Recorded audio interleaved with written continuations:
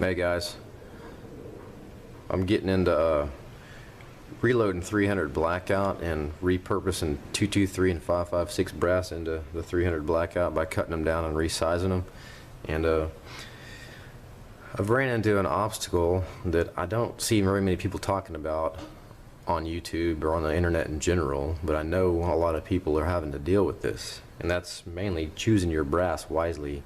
Some of the different head stamps tend to be too thick to where whenever they're resized they really don't pass, and tends to be the foreign ones more than anything, like the PMCs and the PRVI Partisans and stuff like that, where most of the domestics tend to be okay. But the maximum throat or case neck diameter for the 300 Blackout is 334 thousandths, and of course your projectile is 308 thousandths diameter. So if you subtract 308, or a lot of times even 309 from 334, you're left with about 26 or maybe 25 thousandths to work with for your case walls, both walls left, you know, and then you divide that in half and you're left with 12.5 to 13 thousandths to play with. And these have been processed, resized, trimmed to length, and deburred, and we'll take some measurements just to kind of illustrate what I'm talking about. This PMC is 13 thousandths, that's borderline right there. 13.5 thousandths, 14.5 thousandths, so that's a fail right there. That's a PMC. This is the same thing, a PMC brass, but with the bullet seated. We got to be under 334. This particular one actually worked out fine. It's about 331, 332. The PMCs tend to be about 50-50 pass fail. This right here is PPU is the head stamp. It's a PRVI Partisan or a Monarch from Academies, where I get all these. I've bought several cases of them, and I love them for 223. They shoot great. They're very accurate, very clean, very reliable, but unfortunately they really don't work for this. 13.5 thousandths, 14.5 thousandths, 15 thousandths. I probably hit a burr or something. Let's get 14 thousandths, 14 thousandths. So that one is well over spec. We need to be pretty much below 12.5 thousandths. This one is the same thing, PPU Partisan. It's already been seated with the bullet. 336 thousandths overall diameter. We need to be 334. That way it's 334 right there. I got a 334 on that measurement. 334 and a half. 335, so a little out of round, but out of spec too. This one is a PRVI Partisan. I got a number 5 written on it because I resized this one 5 times just to see if it would thin out and maybe get more consistent.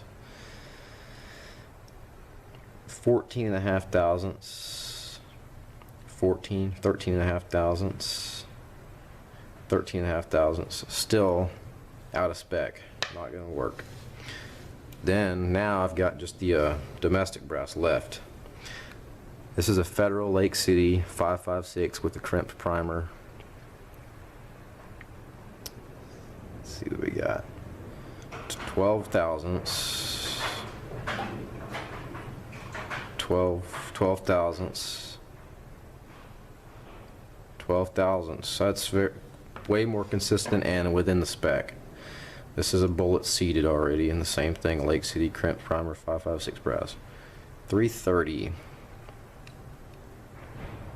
330, 330. It's better both because it meets the spec and it tends to be more consistent. Alright, moving on. These are FC, that's Federal crimped primer. They're 223, they're not 556. That's probably these guys right here. They're extremely common. American Eagles. You'll be able to find those brass very easily. But let's see what our dimensions tend to be. 12 thousandths, 11.5 thousandths, 12.5 thousandths. So consistent and within the spec. Same thing, FC 223 Remington, but with the bullet seated. 331, 330, pretty much 331, 330 and a half, 330 and a half. So that's a pass. Next, I've got a Remington Peters 223 Remington, no primer crimp. Let's check this Remington Peters first for the thickness. 11,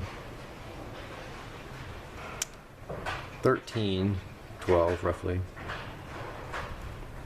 12, 11 and a half. So that'll pass. It's a little inconsistent, but most of the Remington Peters that I've checked are pretty good as far as consistency. I don't know why that one has a thin spot. It might be the calipers. About 330 diameter overall. That's below the 334 that we need to be.